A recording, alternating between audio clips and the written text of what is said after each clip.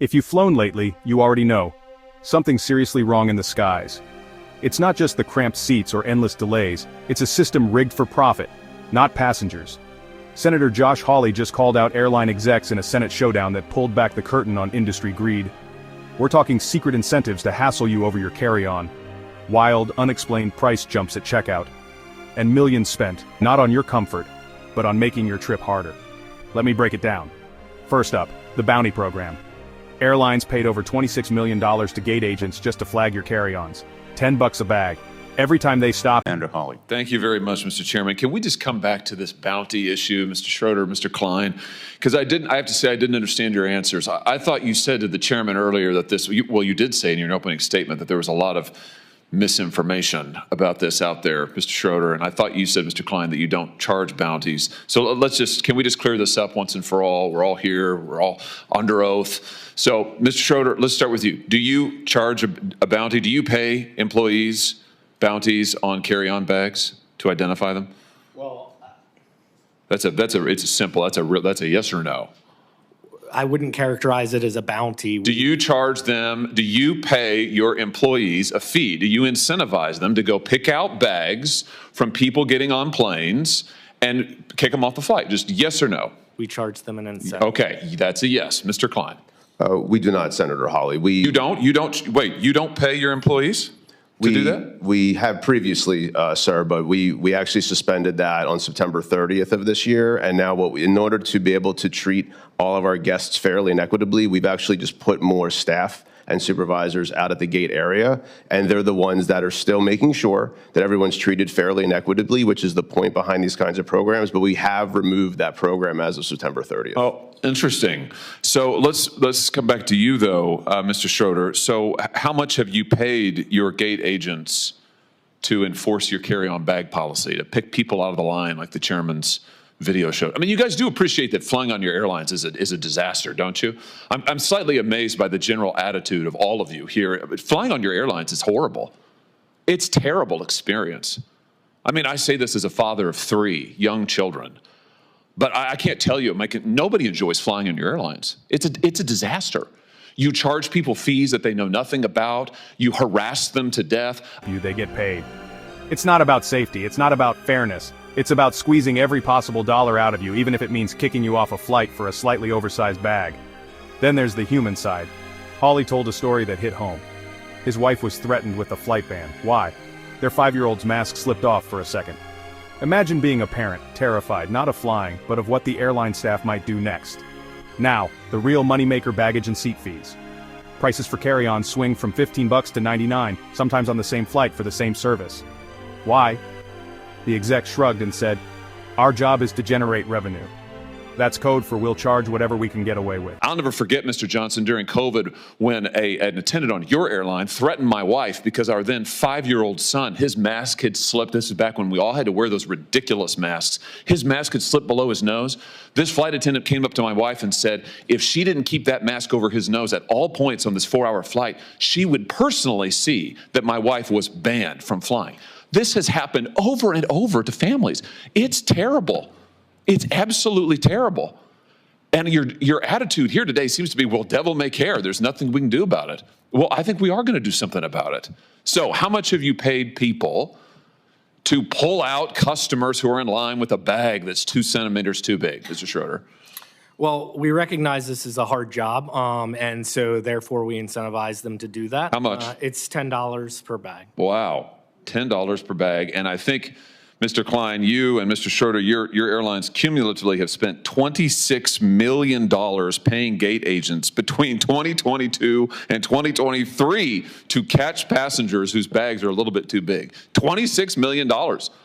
I mean, if people want to know why it's such a terrible experience to fly, this is news for them today. Your airlines are paying millions of dollars to your employees to harass people who've already paid. They're there in line because they've already paid. It's unbelievable. By the way, let me just ask you this while I have you here. Why is it that you charge different people different fees for carry-on bags? Why is that, Mr. Klein? Why isn't it just a flat fee? Why is it that I might get charged one fee, but my wife might get charged a different fee? Why is that?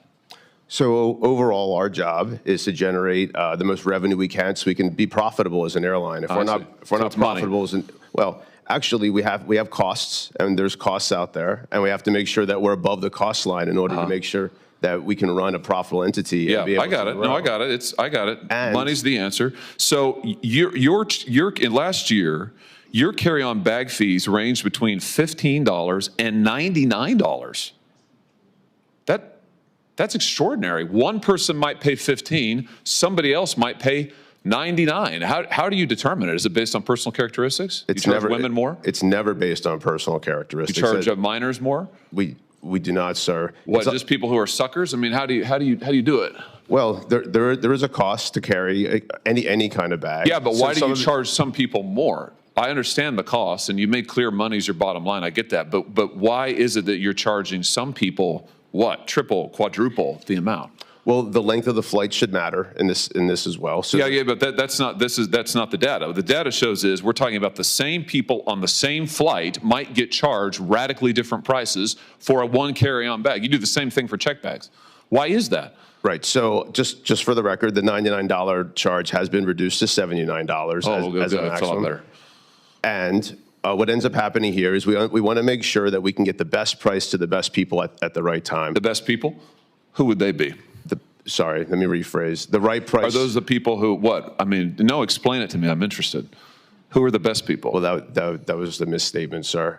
What we're trying to do is get the right price at the right time. And what that also means is making sure that if someone's on a flight that's now filling up, and we have a lot of, as we talked about, unbundled pricing. And they get screwed? So like if you have the misfortune of having to book your flight at the end because maybe something's been canceled, then you're going to get screwed? Is that what you're telling me? You're not one of the best people. Are you referencing just fares I'm just responding to your testimony. I'm listening to you, and you just said as a flight's filling up, you're going to get charged more. Not always. Sometimes you'll get charged less. Exactly. Right. Sometimes. Right. But you'll never know, right? That's the beauty of it. It's like Russian roulette. Flying on the airline is, I would disagree, you have no sir. idea in the world. I would disagree. Wait, no idea. You just said it. It's very transparent. We'll have it. sir. Listen, there'll be a It's transcript very generated, and transparent. I'll send it to you with a bow on it. You can read your own testimony just now. You have no idea what the fee is going to be ever.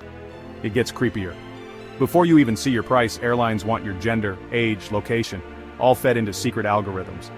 They claim it's not used for pricing, but then admit it kinda is. So you never know if you're paying double what the person next to you paid or why. The takeaway? Airlines aren't just unfriendly, they're predatory.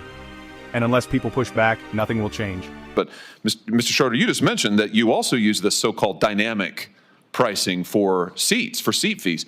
Why do you make people enter in their age and their geographic location and their gender before they can even see the cost of a seat? Why is that? That's been in place since 2014. Yeah, but why?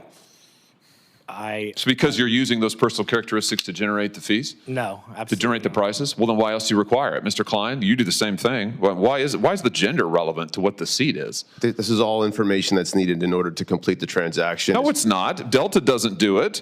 United doesn't do it. You don't need somebody's gender in order to do it. You use it, clearly. You're using it to generate the prices, right? We do not, sir. It's not based on personal characteristics? Not at all. You don't use algorithms to set the price of seats? That's a different question. So you do use an algorithm and you do make them enter all their personal Well, information? what's your definition of algorithm, sir? Oh, for heaven's sake. Well, because algorithms algorithms are ways for people to be able to come up with calculations, which is a faster way. It's more efficient than a human being doing the same exact work. So, I'm trying to answer your question, sir, in all sincerity, and I don't know how else to answer it.